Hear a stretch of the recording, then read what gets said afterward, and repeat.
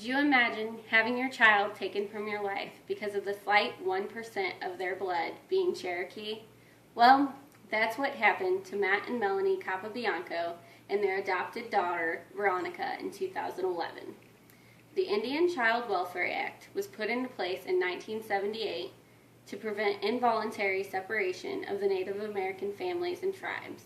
I am sure you are all wondering how this adoption took place to begin with, why she was taken from her parents, and how the story ends up.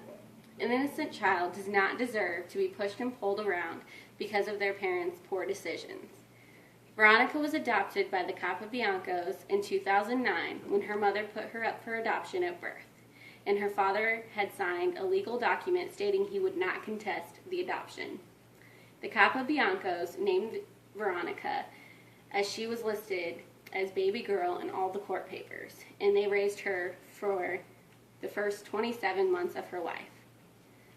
The couple was thrilled with their daughter. Not every adoption story is as happy as this one was.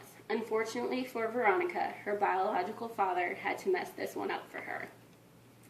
Dustin Brown, Veronica's father, decided 4 months after the Capobiancos took her home to file for paternity and custody of his child. He was able to do so under the Indian Child Welfare Act because he and Veronica are both Cherokee descent. The South Carolina family courts ruled in Brown's favor. Veronica has been living with her biological father in Oklahoma ever since, and the Capobiancos have only spoken with their daughter one time since she left.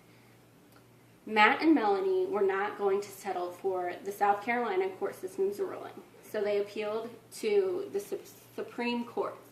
The justices, by a 5-4 margin, said the adoption by a white couple was proper and did not intrude on the federal rights of a father, a registered member of the Cherokee tribe, over where his daughter, Veronica, age 3, would live. 4 of the justices saw no way to deny the biological father his rights, while the other 5 saw that the adoptive parents were the only consistent and reliable adults in Veronica's life.